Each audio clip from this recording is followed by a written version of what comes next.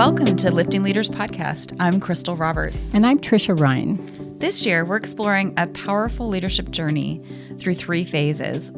Light the spark, ignite genuine hope, and lead the change. Right now, we're in phase 2, ignite genuine hope, where we're exploring what it takes to build trust, create belonging, strengthen resilience, and help people move toward a better future together. One of the things we've been discovering is that hope isn't simply optimism. It's not wishful thinking or pretending challenges don't exist. Genuine hope is relational and actionable. And often it begins when ordinary people decide to take meaningful action on behalf of something bigger than themselves. Our guests today are a wonderful example of that. PL and Kristen took a milestone birthday celebration and transformed it into a bold mission with global impact. Through Cycle 5 to Survive, they've committed to cycling across 5 continents in 5 years while raising awareness and funding for charities that create opportunities through sports, education, and business.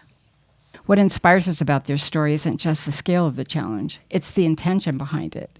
Their journey grew from a desire to create more meaning, to serve others, and to invite people into a shared purpose. In many ways, they're demonstrating what hope-led leadership looks like in action.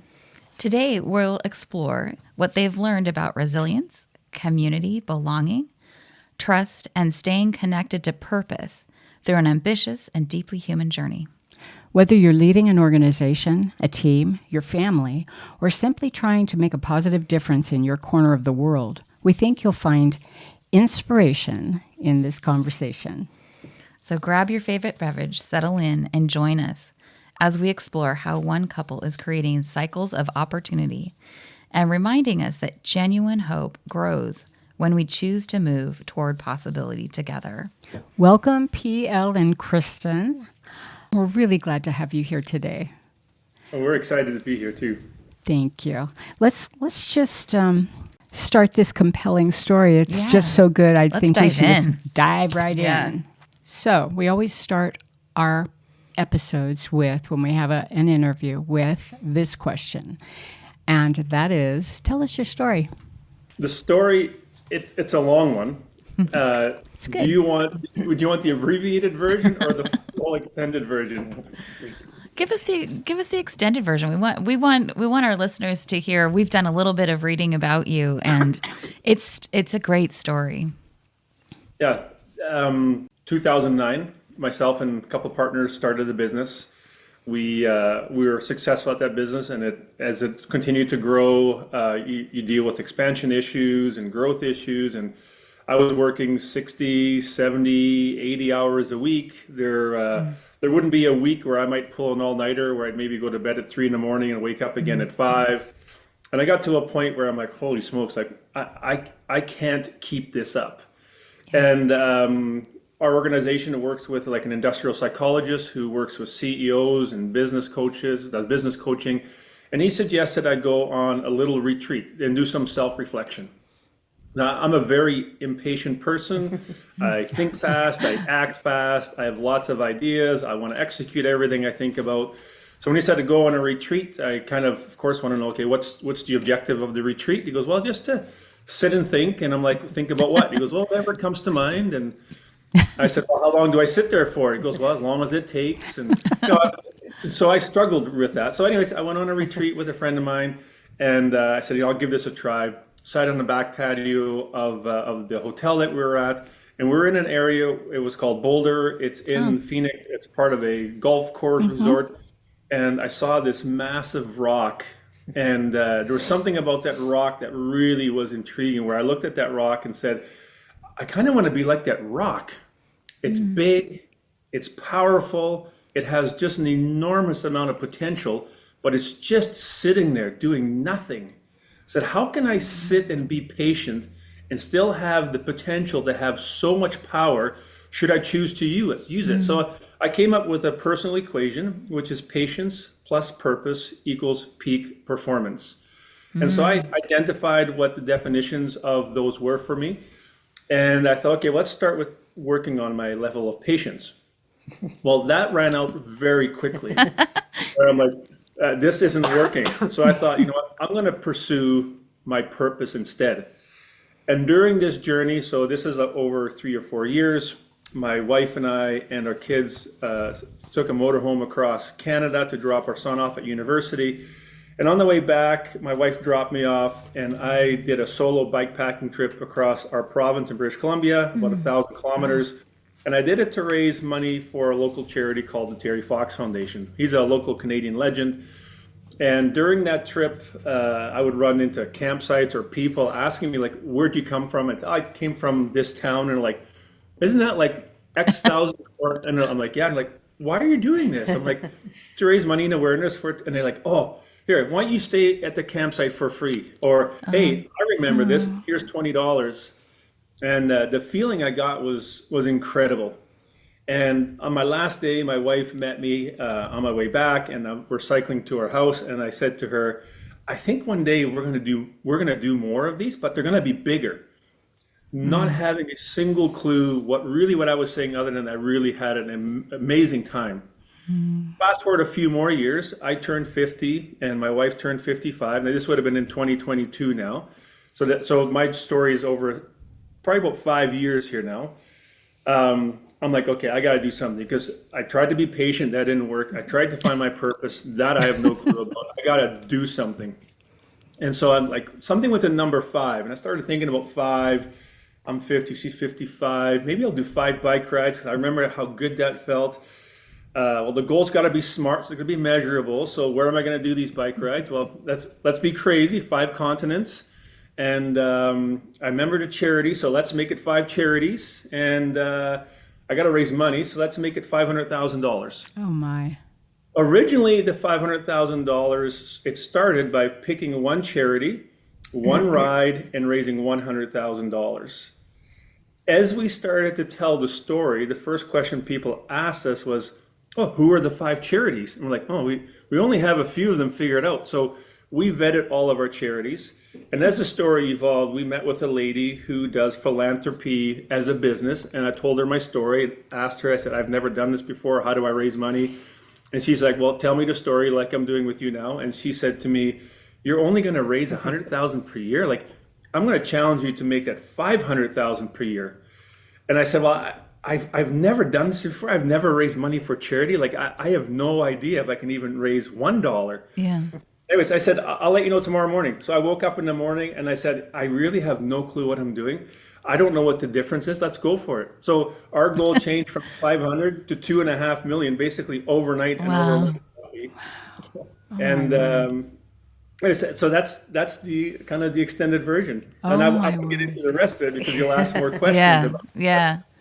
Yeah. Yeah. That's fabulous. I love big, bold goals. Yeah. And a big, bold boulder. Which actually, yeah. I've actually stayed at that resort. Okay. It's a big rock. Yeah. Yeah. Yeah. Wow. Oh my Yeah. goodness. Kristen, tell us your story. Yeah, so I'm 5 years older. And I think just for me, I've been in education my whole life. So I've been teaching for over 30 years.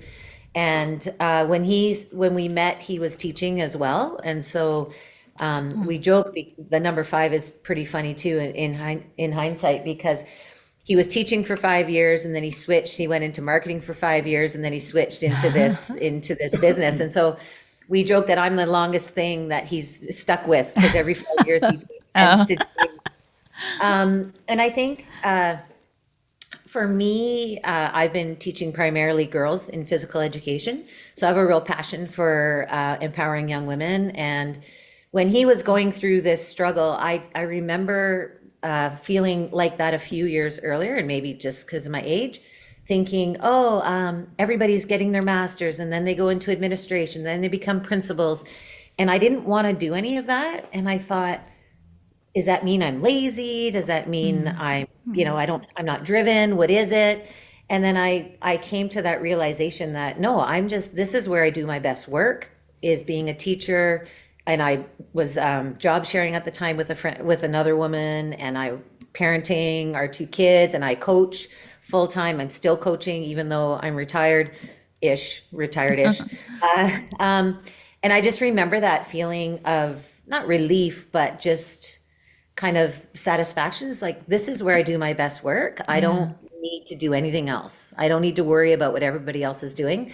And so when he mentioned that to me, that he wanted to do that, the thing with PL is if he's saying it out loud, it's been in his head for a long time on this hamster wheel, and he Yeah. has been thinking about it for a long time. So if he verbalizes it, in my head, I was like, uh-oh, that means this is happening. And so when he said that, I just, like, we met riding, we met doing triathlons together. So I thought, sure, why not? Let's just do it. I don't know if it was ever, I'm doing this on my own. It was sort of like, hey, what do you think? Should we do this? And I thought, sure, let's do it. And, now we're in year 4. But I think back then, I'm more of a like, sure, let's go. It'll be fine. I don't think about all the details. So I was just like, okay. And so, yeah, it's been an incredible journey, but, it's, I'm kind of past where he is already. And so I'm just trying to figure out how to be there for him as he goes through this journey, because we're so different in how we would deal with that. But yeah, it's been crazy and it's been challenging for us, but yeah, we're doing it, and it's incredible and it's epic, and Yeah. yeah, Absolutely. Absolutely. Yeah. It's just, it's interesting, PL, you were saying that you didn't know what your purpose was, right? But it sounds kind of like you found that. But Kirsten, you have a purpose. You had it already. You'd landed on teaching, which is, so noble. It's wonderful that you are empowering young women. I think that's awesome. That's something that we also support. Yeah. I have a personal affinity for teachers because I grew up in a family of both my mom and dad were in education. Oh, yeah. And my daughter now is a high school chemistry teacher.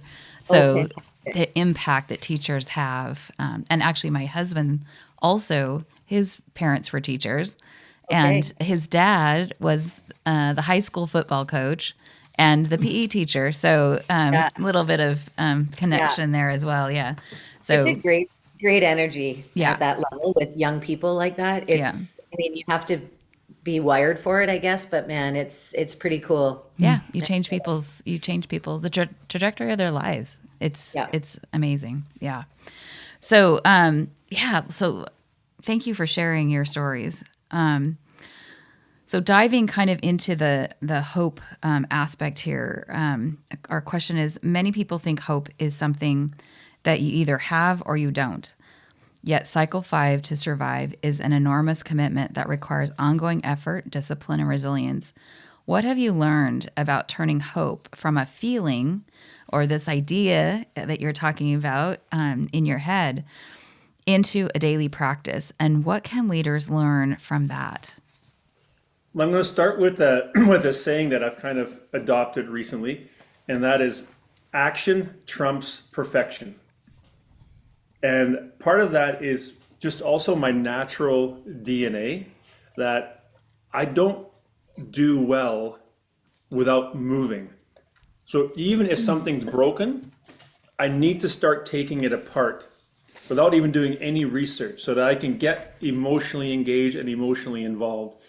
And I've kind of lost track of your story, of your question here, so you might have to just rephrase your question again about hope. Yeah, turning hope from a feeling into a practice or an action.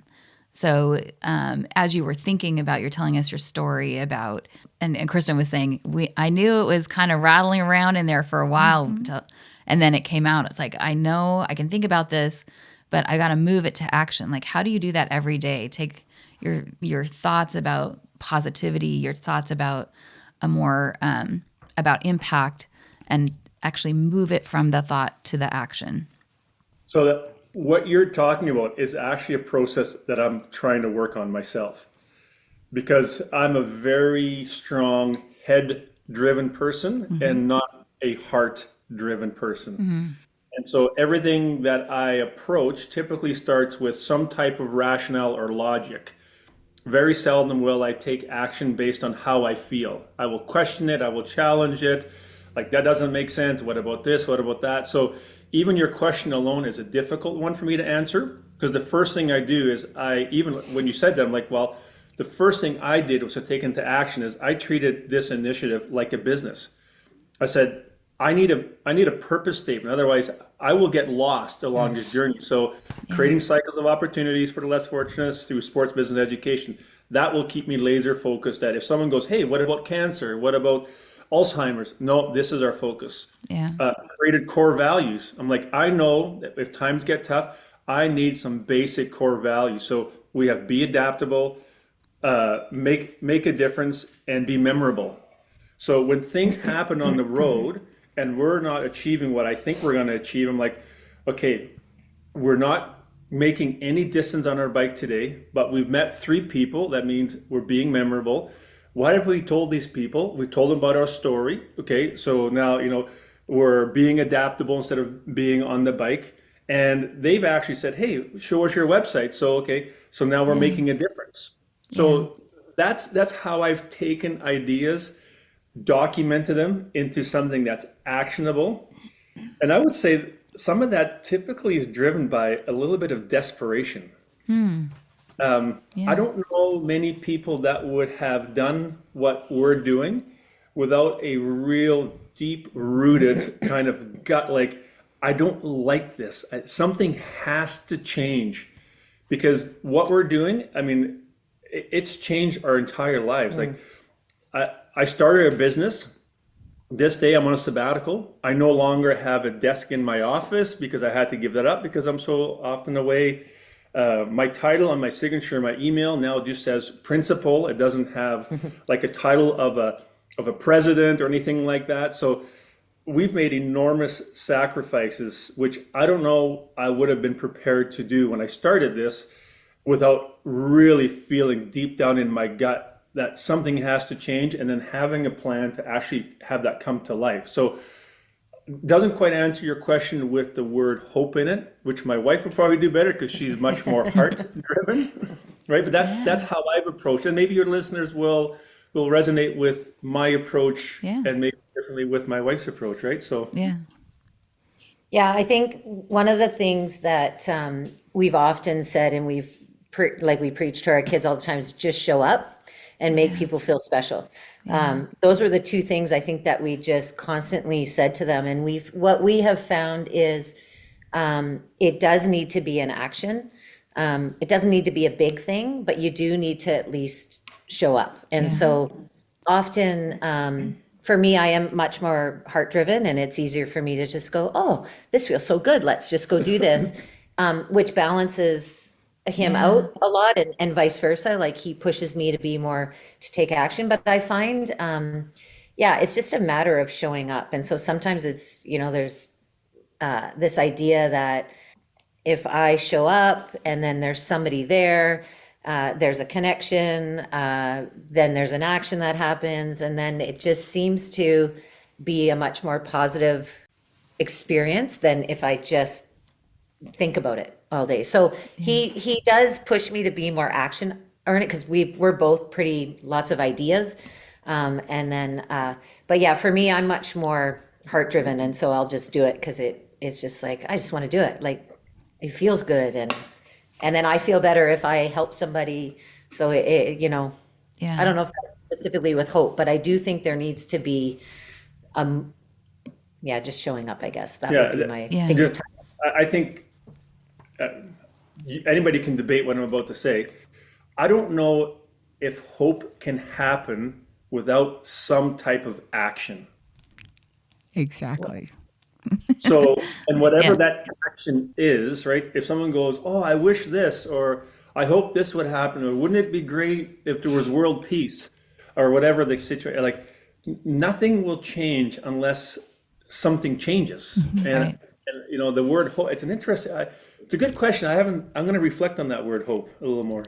It's interesting because I'm sitting here listening to you, and PL, you're talking about how, you're really a head person. It's all about your instinctive is your gut. So if your gut doesn't like something, or if your gut can't make sense of it, it's not going to happen because your instincts won't let it. But your head is where it starts, and you mull it over. But I heard the heart in there, and you may not even recognize that yet. And then, Kristen, you are talking about the heart and how you go by your feelings. But then when you start talking about action, it goes into your head. So the two of you balance really beautifully. That's really Yeah. fun. And we totally agree about the action piece, which is so we've done a little research for the last couple of years around hope. And it is, we believe hope is the starting place, right? So if you don't have any hope, if you're hopeless, then no action is going to happen, right? Because you don't believe that you have any efficacy to actually move the needle on anything. So hope is the starting place. And once you have that, though, it can't just like reside there. We have to take action. It has to be action oriented. So even though you aren't using that same word, it's the same concept. It's so it was really good to hear. Yeah. So you've invited. Yeah. Sorry, I will Yeah. add on that. Like, we do have, I have a faith background. We have a faith background. And so there is this idea of something bigger than us too. So hope does reside there as well in terms of hope for a better future. But then even that takes action as well. Yeah. So I know that, I believe that, and yet how I choose to have that factor into my life is uniquely mine too. So, but that's a big support system for me personally is my faith. So, that has. Let me balance that out a little bit. That's where I struggle as well, because faith is a heartfelt, in my mind, sensation, which doesn't resonate all the time with me. So when she talks about her faith, I'm like, I'm not so sure about that. Like, he can't just decide to have it rain on us one day and then the sunshine come out the next day. Because there's other people biking on this route who are probably asking for the same thing. So I'm not sure I buy all that, So I struggle with that as well because I'm very head driven. So that's also part of my journey is how important is faith in my life, and how deep do I go, and how vulnerable do I become before I realize, maybe it's not all me. But right now I still think it is all me. And it's very candid, right? So Yeah. Right. Yeah. And where does the hope, where does it come from? Yeah. Yep. Yeah. Well, and seriously, faith is something that it wanes and then it rises up again. It's something that is with us and we work on our whole lives, right? So I think that journey is something that we're supposed to be on somehow, right? Yeah. Sure. Yeah. So you've invited people to join you in something that's much bigger than yourselves, supporting charities, creating opportunity, and believing change is possible. What have you found helps people trust enough to step forward, contribute, and become part of your journey? I think for us, we have used our network. We've squeezed a lot of potential out of our network. I think when we started to do this, one, it was, why wouldn't we think of a cause because we're doing this, just knowing what it meant to us and what it means to give back and what you've experienced, what he experienced on that first ride. So that was one of the things that we did. And then we went into our network to figure out even our charities. So 3 of the charity founders are local. We were involved with some of them personally early on. The one in Africa, since our kids were little, there was a pen pal writing thing that happened with the children there. And that's how it all started. So we sort of put a lot of time into vetting the 5 charities. But it was through personal networks, either that we knew the founders or we were introduced to the founders through business associates of his. Or people on the board, or I would know the secretary or the financial person. We brought in a consultant who went into public records that are available and vetted financial statements. Wow. So it wasn't hey, we like this. Again, I went into my business brain and said, I don't want to be associated with a charity and find out that they're corrupt, spend the next 5 years of my life doing what we're doing, and then find out, holy cow, I can't believe that these guys aren't legit. So my reputation was a big piece of making sure that these charities were who they said they were. Yeah. Yeah. And then I think for them too, to trust us to go and do this for them. So there was a lot of trust that was built, first of all, between the charities and us.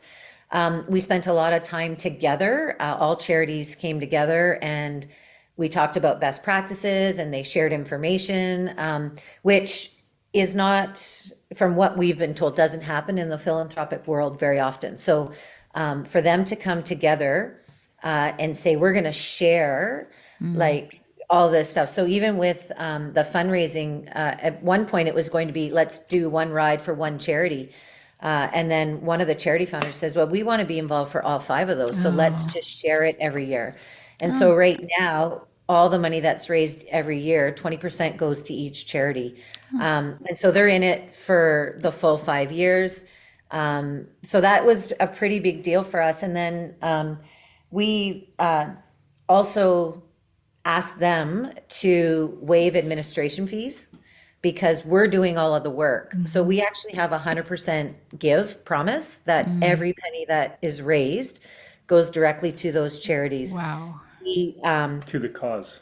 to our specific causes, yes. Yeah. So each, within that, like, we have a specific thing that we raise money for in each charity. But the credit card fees are covered by a donor. We underwrite everything.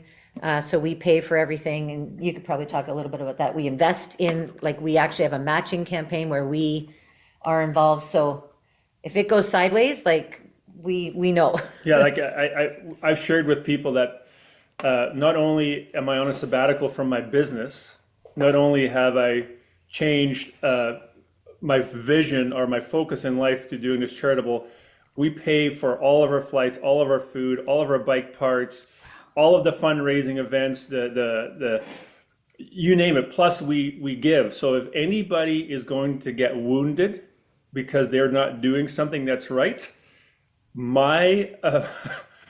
You're the first one. I'll be the first to know, and I'll be the first one to say, like, this is gonna change. So Yeah. my the donors and my incentives are completely aligned in ensuring that I get my impact reports from our charities every year, and I want to know exactly where all of the money is gone. You know, and in fairness to a charity, they have to run like an organization as well. So they also need money for people. So the fact that they were prepared to say, yes, we will take 100% of your proceeds, not take our 10, 15, 20% to run our organization, because you technically have become an employee of sorts for our charities, because you're doing the awareness, you're doing the podcast, you're doing the cycling, you're doing the fundraising events. Like they don't spend a minute on the money that we raise, other than reposting social media and hosting us when we come to actually where they do all their work. So Yeah. that has created, I think, an enormous amount of trust among our donors. Yeah, I love that. That, like you said, that's really gone to the extreme to make sure that people, if they when they support you, that it's going to those good causes. Yeah, I love that. I've never ever heard of anybody, a philanthropist even, going through the steps of supporting a charity and 100% of everything went to that. That's amazing. It's really amazing. You're kind of unique. You know that? Yeah, our philanthropy consultant is just so excited about how we're, just mixing it up a bit and having the charitable world look at it differently. And they were even, some of the smaller charities wanted to share office space so that they could have one receptionist, one photocopier. They don't like the idea of having somebody working by themselves in their home. Like, they want to be in an environment where everybody is working together. And there's alignment within the charities where some of the students from our one charity can go volunteer at this charity. Like, it's been a really neat growth area, something that we didn't think would happen or weren't thinking of, but just this idea of the growth that's happening within these 5 charities and how they're becoming a bit like a family has been really special. Yeah. I've joked, and I think I kind of mean this as well, that it was purely my lack of intelligence that's allowed me to start this initiative, because any smart person would have looked at this and said, do you have any idea what you're getting yourself into? right? Yeah. So it's a bit of naivety. It's a little bit of, yeah. I mean, I'm underselling myself when I say lack of intelligence, but it's a funny way for people to kind of go, yeah, I get it. Like it's crazy. Yeah. Well, and It's it's amazing. coming to something with a beginner's mindset. And we talk about that also how important that is even in things that we do know. It's like let's begin again. Let's look at this again with a fresh perspective. Yeah, love that. So, Cycle 5's to survive isn't just about cycling, it's about creating a community around a shared purpose. And we've kind of started to talk about this already. But I thought you also talked about it when you were talking about that first ride and how talking to people along the way creates community. How have you seen belonging or helping people feel connected to something meaningful become a catalyst for generosity, action, and positive change? And you just talked about that a little bit also, just even with the charities. They're creating a sense of community too. And it's one of the things that we feel really strongly about that we've heard from a lot of others, guests that we've had, is like sometimes when we look at change, the challenges in our world are so big. That's where sometimes that hopelessness can come from. It's like, I just can't make a difference. And so looking to your community, looking to the places where you can make a difference and starting there and taking action there. So anything along that you'd like to share there about building community and connecting people in to your community? Yeah, I'll talk a little bit just about one of our core values about what we'll do, and then he's got two very specific stories on that.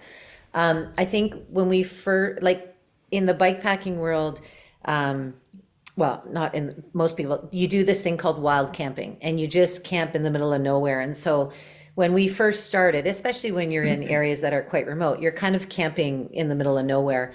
And then it got to the point in Europe when we did the European divide, all of Scandinavia, you can camp, wild camp anywhere. Like it's legal, so you could be within somebody, you could have a farmer's house and you could be, as long as you're so far away, you can camp. It's fine, nobody cares.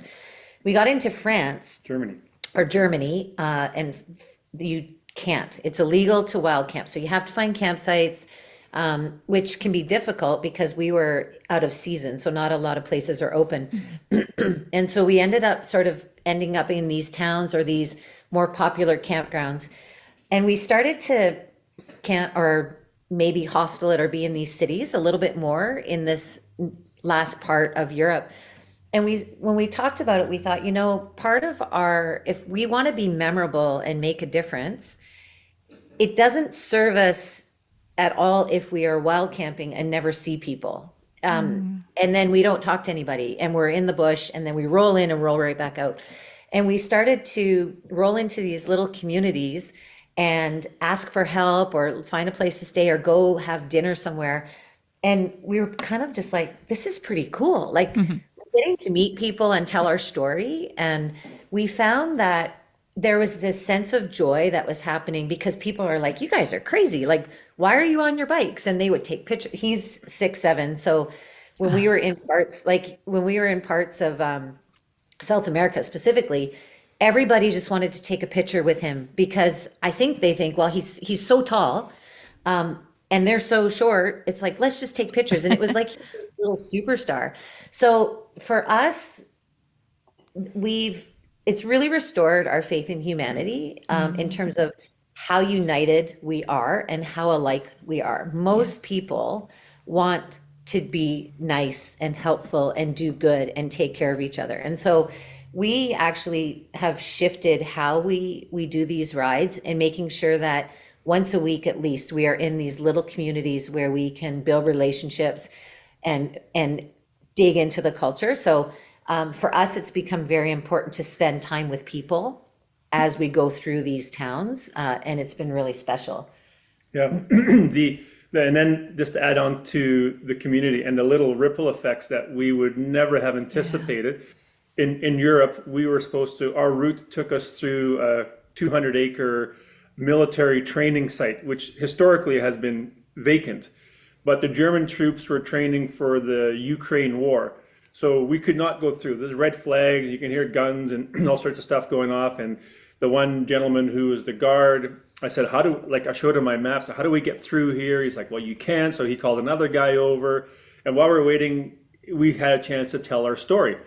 So this German soldier is like, oh, I want a picture. So we took a picture of us, and I joked and I said, hey, I want the entire German army to follow Cycle 5. And he said, well, I committed to following, so I'll follow you. Fast forward 2 months, we come back and we get a Facebook request that he wanted a copy of the picture that we took, just as a reminder while he's in the midst of the war, of all the good people that are still out there doing these great things. So, you get teared up when you hear those stories. Yeah. And then more recently, we were contacted by a young gentleman from the United States who was diagnosed with an autoimmune disease and got his colon removed and now lives with a Ostomy bag. And he wanted to do the route that we did in Europe. And the route in Europe, it's a long route. It's 8,800 kilometers, and it's a very difficult route. We're the 44th person to ever complete that route. Wow. And he wanted to be the youngest person to have ever done it. Now, because of this disease, he couldn't do it anymore, at least not the fastest. But he saw what we were doing, and he reached out to us and he said, I think I want to do what you guys are doing and raise awareness for young people who have these autoimmune diseases. So we've been, we're not helping him a lot, but we're like, this is how we did it. Make sure you know what your purpose is. Make sure you tell your story. Make sure you're authentic. Like the lessons we've learned in our journey to raise these funds, we're now helping this young 23-year-old do the same. And I think he's leaving next, maybe he's already started. Yeah. So he wants to raise awareness for young people that says life just doesn't stop just because you have to live with this bag, right? That's right. So, it brings a tear to your eye when you get someone asking you. Yeah. We feel like we don't have a clue what we're doing, and people are like, can we ask you for help? Like, and we're like, oh, sure. Like, I hope we don't screw this up. So it's Yeah. one person, right? One person Right. that is making a change in his circle. So yeah, you don't think about those things when you start this, but the more that you, like you said, you build relationships with people, I think the ripple effect actually is greater than we think it is. Yeah. Yeah. Oh, yeah. Absolutely. You've got a huge rock that you're dropping in the water, don't you? I mean, when you think about it, it's like, that is inspirational. I think about all the other opportunities that you may not even think about. The conversations you're having are changing people's lives. This is awesome. Yeah. We're going to talk about that afterwards. Yeah. The other part that's interesting is, on the top of our website, it said we're on a journey to change lives around the world. And you have to think about when we put that on the website, we had raised $0. We had done 0 rides. And to have the boldness to put that at the top of your website, I mean, it kind of speaks to maybe how naive we were, but now 3 years into this, going into year 4, I'm sure glad that we put these big audacious words on our website. At first, probably being a little bit embarrassed to kind of go, people like, you're going to do what? Yeah. But now having these stories that support our headline on our website, it gives me goosebumps. Yeah. Yeah. Yeah.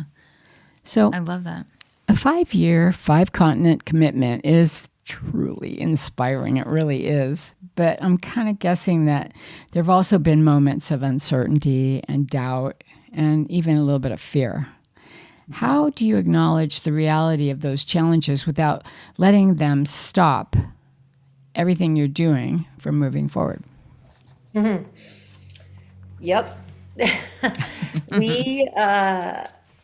I think every year has had its own challenges, both physical, emotional, spiritual for me. Every year I've learned something different about myself in terms of hope, trust, fear, how to deal with fear.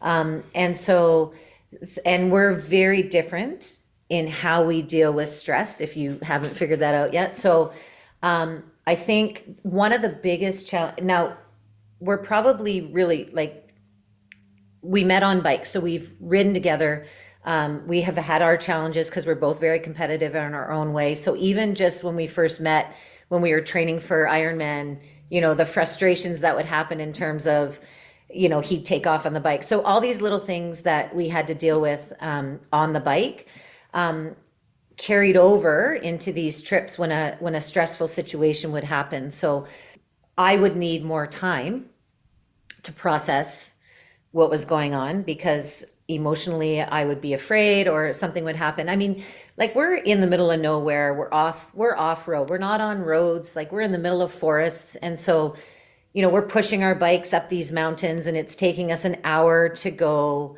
3 kilometers. 3 kilometers and it's getting dark. And then we were supposed to be there an hour ago. So those moments happen. And I would need time to process that. I'd probably, maybe cry a little bit or swear a little bit or throw my bike a little bit. And he just is like, let's just keep riding. And he would just go. And I'm like, wait, like, I just need a minute. So we've really had to figure out how to work together in those situations. And so that's been a challenge and we're getting better at it, 3 years in. But I would say this last South America trip, when we set out last June, we were planning to be gone for 6 months. We were going to do it a little differently, do some touristy things along the way, and just say we're going to do the whole continent.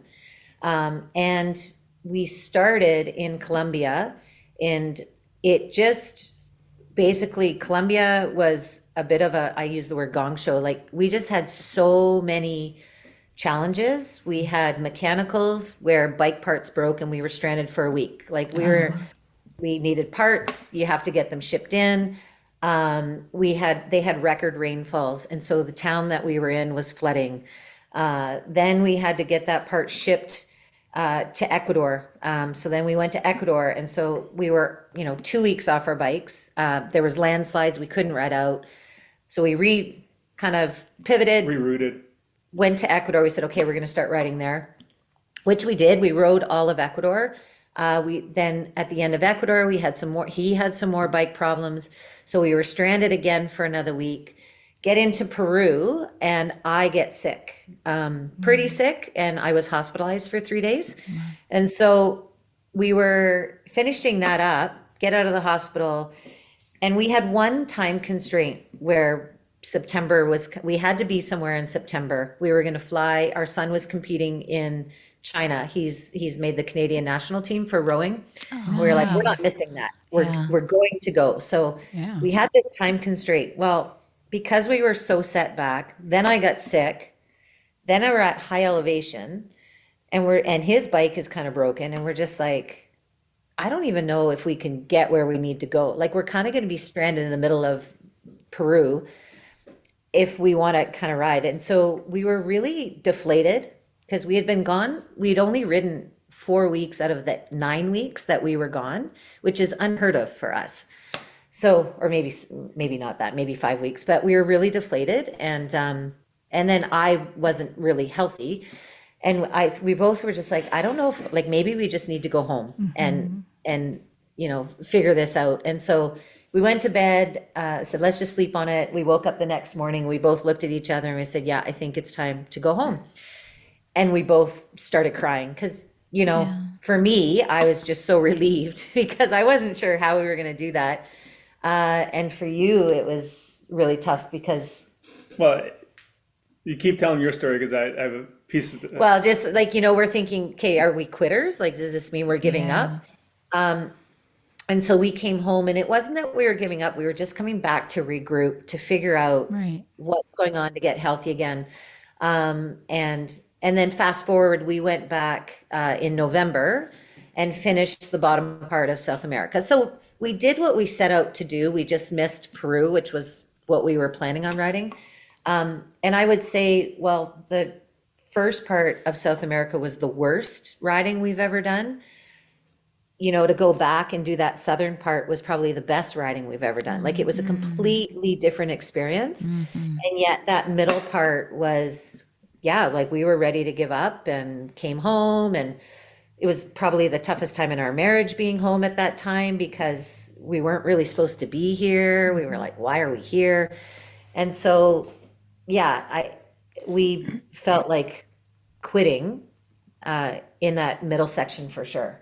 Yeah. So the strength I have is I'm tenacious and my level of perseverance is very high. But in the realm of all that, it can get extremely exhausting. Yeah. Like when you feel like you have a responsibility and you're kind of by yourself and you have a partner who doesn't quite think the way you do to figure out, okay, how do we grind through this? So I feel like I'm carrying some of her emotions and figuring out how do I make sure that she's safe and she's taken care of. And then how do I ensure that I save my own reputation for having these people saying, I can't believe you're doing this. Like, this is crazy, only to come back and have people go, oh, I thought you were supposed to be gone for 6 months. Like, what happened? And having to tell that story, I don't like that. Like, I have been very fortunate that I achieve most of what I typically set out to do. It may look differently. So the exhausting part, the emotional part of the difficulties that we faced not getting into the rhythm in South America, it was very difficult emotionally. And then, of course, as I'm going through these life transitions, you layer that on top of like, you're this business guy, and now who are you? Now you're this guy who raised money for charity, and then you come home because you couldn't finish it. So now who are you? Like, Yeah. like what does that say about me? Yeah. So that's tough. The emotional part has always been the most difficult for me. Yeah. We just heard this saying of one of our charity founders, the president of the university is now retiring, and she said, resilience is exhausting.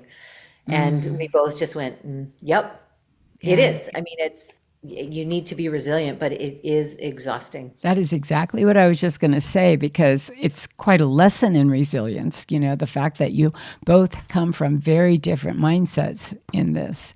But it also speaks volumes for you as a couple and your foundation. It's like, a lot of people would not have made it through something like that, because you both feel so strongly about it. So, kudos.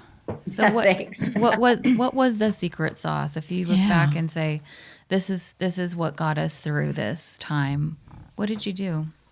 Yeah, for both of us, to say that, like we've said, we're going to do it and we keep our word. So we're going to do it. It may not look exactly like we thought it would, but we are going to do it. But definitely the charities. I mean, when we were stranded in Europe specifically, we were lost and we were exhausted and we were both sitting there like, what are we doing? And we have a team back home here that supports us with our media and stuff like that. And so I just had done this little selfie video saying how exhausted we were, and it's just so hard, and like we just were kind of feeling really down. And then over the next couple of days, all of a sudden they were posting these videos of affirmation for us saying, you guys, this is Opportunity International, or this is Hope for Cora, and we believe in you, and you guys are doing great, and just keep going. And so when you get to that low point, we went back to, why are we doing this? And it's for the charities. And those charity founders have gone through way harder things than we've gone through, like keeping these things going. And the charities that we're supporting, those people we are raising money for, this is a daily occurrence for them. Like, this is just a day in our ride. And yet they are constantly having to be resilient and go through these difficult challenges. So we just got perspective, kind of owned it. This is where we're at. We're tired. We're going to take a rest day. Maybe we're going to just tweak it a bit, but we're not giving up. Like, we'll pivot because we can. So I think perspective that, we're okay. Yeah. This isn't really that, I mean, it's hard, but this isn't our lifestyle day in, day out. This is just the challenge. And we knew that these challenges would come. This is what bikepacking is. You're going to scale over, a 4,500 meter mountain range at high altitude. This is what happens. So just perspective, I think, but those charities definitely keep us going. Yeah, and yes, and I know there's times when I get these feelings of being uncomfortable. I have to remind myself that if I wasn't feeling uncomfortable, I'm not changing anything anywhere, whether it's personally or globally. Yes. So, and it's a harsh reality to not feel sorry for yourself and think, the reason I'm feeling this way is because I'm doing something that's out of my comfort zone. I have no issues with stress. I have a very high stress tolerance. But it's usually about things that are cognitively driven, that have strategy. But when it comes to something that's emotionally driven, I have a lot of difficulties with that. And I would say I would change things because of how I feel much faster than to change things because I can't solve a problem. If I can do it cognitively, I will stay up a week to solve it. But if I feel uneasy or uncomfortable, I will very quickly figure out, how do I put up this wall? How do I change my environment to get rid of this feeling because I don't like it? And yet I started it to change the feeling. So that's been very difficult for me to be in situations where it's not about the strategy. It's really about how I'm feeling. And I'm like, oh, I just don't like this. I Yeah. would feel so much better if I could just go back to my office and grind away on executing strategies and decisions and getting things done than to sit here in the middle of nowhere and go, why am I doing this? Yeah. So that's probably the hardest for me. And I'm also starting to get to a point where I think my ability to deal with my feelings might just be the acceptance that this is just who I am. And me looking to become a bit more heartfelt like her probably will never happen. If this isn't my natural DNA, there's no way I'm going to change it, regardless of how hard I try. So my change in my journey might just be as simple as accepting the fact that this is just who I am, and the strengths I bring to this world just look a lot differently. Even though people talk about balance, I don't know if I'll ever be balanced, and will I be okay with that? I think I'll always work myself to exhaustion where people say, you got to take some time off.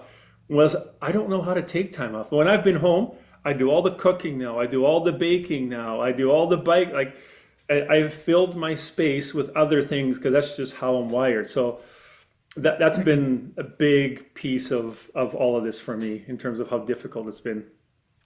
Yeah.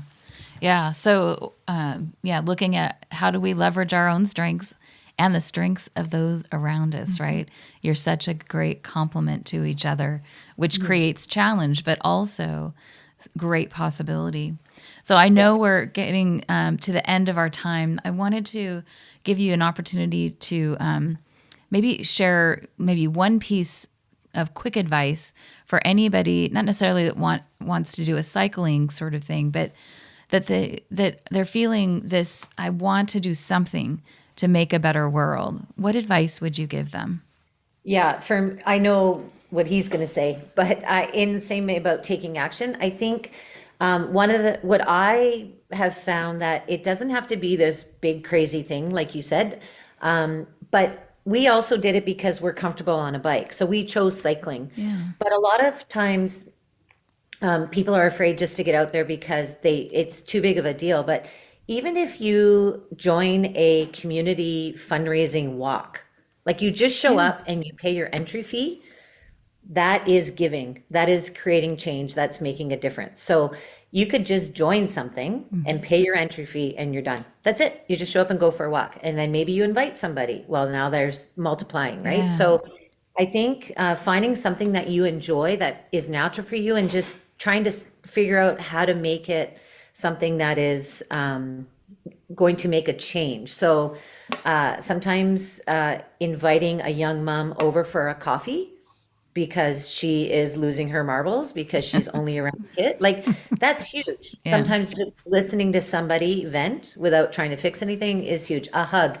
All of that stuff, I think, are little ways to make a difference, and you can do it in your own comfort zone, because while we are definitely putting ourselves in an uncomfortable position, I don't think it needs to be that. If you are a baker, we have a neighbor who, whenever anybody new moved in, you got this little treat. It was just so easy for her to drop it on your porch. She didn't talk to you. It just is welcome. Like that is life-changing for somebody, So I think if you just show up, then I think you can make a difference. I I will also add to that. For me, I believe life is extremely short. I've had a lot of loss in my life. I lost my mom at a young age. I lost my brother at a young age. And I just refuse to wait to do anything Yeah. because there's just no guarantee. So Yeah. I just think do it. And that would say your action. Yeah, like Yeah. I started like if we knew how good stretching was for us, we would all stretch a few minutes a day. And it's just so easy, but it's so hard to get into the routine of that discipline. And so I really work hard on telling myself that it doesn't need to be perfect. Like, I don't need a yoga mat to stretch. I don't need weights to do push-ups or the basics of sit-ups. I'm using physical activity because that's Yeah. just the world we live in. I don't need a whole notepad to start journaling. I just need a piece of paper and a pen. So I think if we stop overthinking the change we can make, I think people will realize how little you have to do to have a big impact. And it can be holding the door for somebody at the grocery store and saying good morning. Yeah. Like, so often, and we're, I think my parents did a great job. I tend to hold doors open for people, and then I will wait for people who are maybe a couple of meters away. And the thank yous that I get for that, or if I see someone who can't reach a grocery off the top shelf, and I'm like, can I get that for you?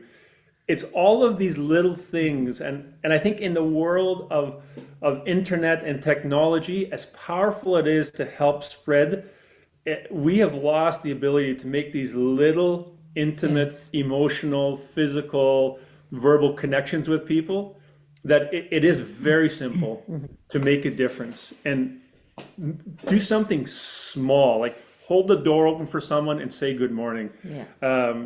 Invite someone out to go for a walk. Bake, if you got to bake a dozen cookies, give 6 of them to your neighbor. Yeah. Right? Seems strange, but you would have no idea how that neighbor would look at those 6 cookies and go, man, this is unbelievable. Yeah.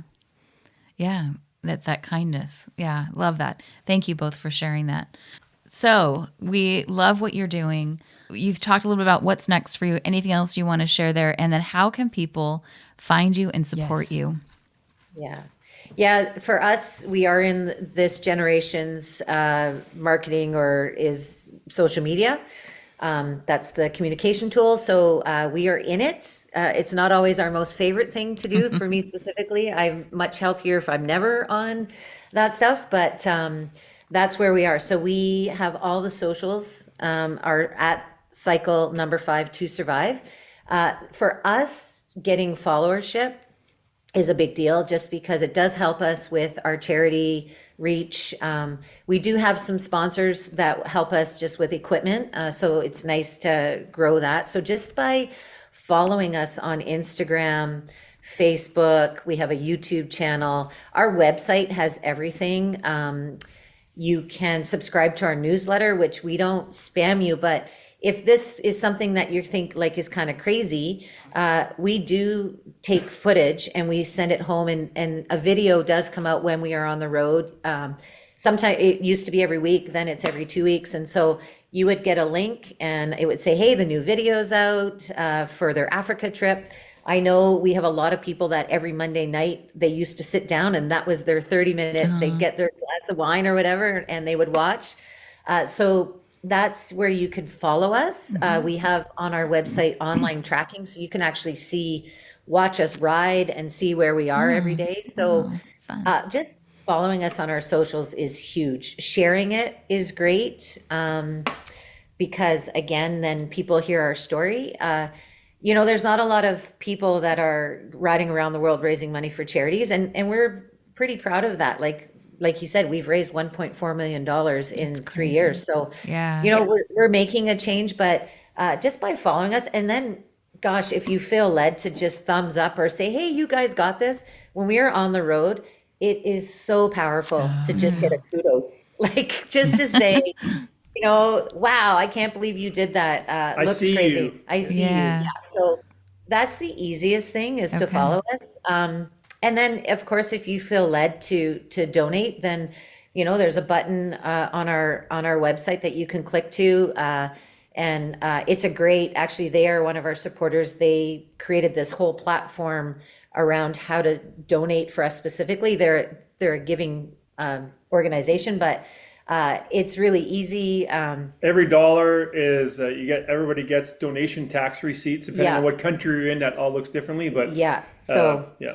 So it's all on our website. But and I just talk into my notes when I'm writing, and that just gets sent. And so it's a blog, and I mean it is Nice. hardly edited at all. So it's like I had to poop in the woods today. Like it's the good, the bad, and the ugly. It's the reality. We're very authentic with what it's like out there. So, and it's he gets really silly when he's tired and on the road. So this whole LinkedIn business guy, there's a whole other silly young teenage boy side to him that comes out when we're on the road. I And can it's, almost imagine that right now. Yes. yeah, right. It's the complete opposite. So anything at Cycle 5 to Survive is really appreciated. Yeah, YouTube. We have a YouTube Yeah, channel. so just following us though for sure is the biggest.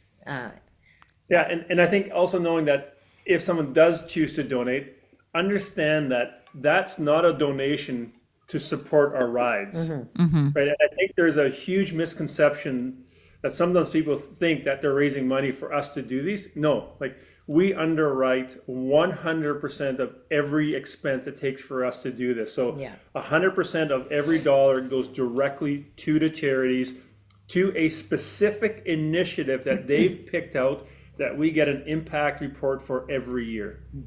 That's Awesome. beautiful. That's so awesome. You've Well, got 2 new followers. by the yeah, way. we'll That's do that this today. Awesome. Yeah, thank you again so much for taking the time to talk with us. Best of luck in this next journey that you're taking starting next Friday, I think you said. Oh my gosh. And I hope that you stay healthy throughout Yes. that whole journey. Yeah. Thank you. All right. Take care. That was one of the most inspiring episode interviews I have ever been involved in. That was beautiful. These people are not only like talking about charities and raising money for really amazing causes. They're like the poster kids for physical fitness. Yeah.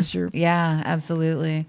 Yeah. Wow. You ended after we got off there by saying, wow, wow, wow. And that's where I'm at. I'm really at that wow, wow, wow stage. It's, and just loved to it. tell the people that are listening in that we really have not known about them for very long. I mean, we're talking many hours. Yeah. Yeah, this happened very quickly, and So that's glad the it way sometimes these things work, right? We have to be open to accepting that and just going for it. And it was, I loved it, and I'm really excited to be able to follow them and support them in their journey, and I hope that our listeners will as well. It's hope. This is hope in action.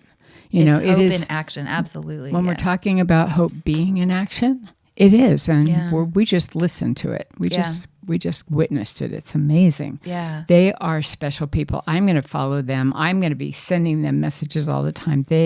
And I hope our listeners do too. These people need encouragement along the way sometimes. They gave us a great story that really shared some of those major challenges that they faced when they were in South America. And I think, I'm sure that that's not the only place they face challenges. So if anybody wants to keep them inspired and keep them going, follow them and listen to them, go on their YouTube channel and send them messages. It's wonderful. Yeah. Fabulous. And while they're doing this really wow stuff, I love that they are also able to give us advice, us and our listeners advice to do something small. That's how we change the world, one small act at a time. And even when they were sharing that some of the most powerful things for them that have happened is the connections that they're making along the way. The people, it's about the people. And I love how Kristen said that has restored her faith in humanity. Yeah, people to people connection. Well, and if we're listening to PL talk about action and things that they're doing, they are cycling. They do have a mission. They are focused. They are action oriented, which is great. And for me, because I'm heart driven, my reality was you're connecting with people. You are touching the lives of others. They're touching you, which is helping them, right? Yeah. Oh, this was wonderful. This was just a beautiful interview. I am so glad we did it. Yeah, me too. And check them out also on their website. Yes. We'll make sure you have all that information on our show notes. Yeah. The one of the things that I saw on their website that I thought was really great was they had a picture of where they had sort of penciled out their first idea about how to get going, like their purpose and things like that.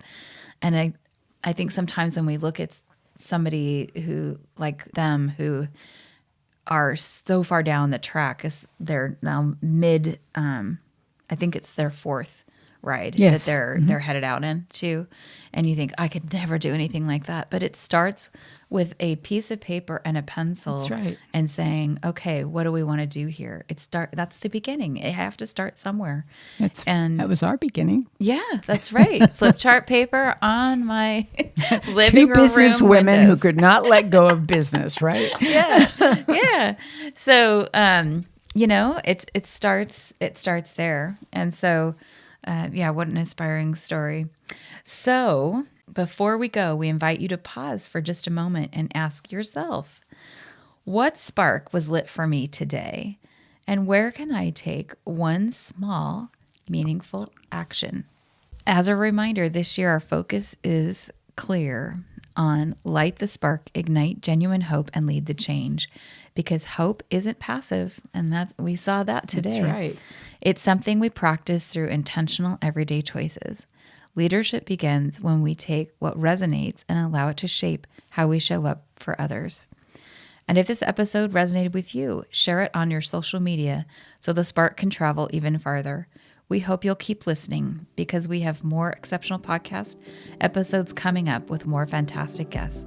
So be sure to subscribe to Lifting Leaders Podcast on Apple Podcast or wherever you listen. If you're looking for help in developing our leaders or would like a growth opportunity yourself, please contact us through our website at www.liftingleaderspodcast.com. Thank you to R.E. Chance Roberts for his technical support of our show. Finally, please take 30 seconds to follow us. It helps you because you never miss an episode, and it helps us. Because you never miss an episode? That's right. You wouldn't want to miss this one. No. To follow us, go to the Lifting Leaders Podcast show on Apple Podcasts, Spotify, or wherever you listen. Then just tap the plus sign in the upper right-hand corner or click on follow. While you're there, if you'd be willing to give us a 5-star rating and review and share the episode with a friend, we'd be so grateful. Thank you, Trisha, for another fun episode. Thank you, Crystal, for bringing these beautiful couple to this, to our episode today. It's wonderful. Many thanks to you, our listeners. We appreciate you. Until next time, keep lifting leaders. Bye.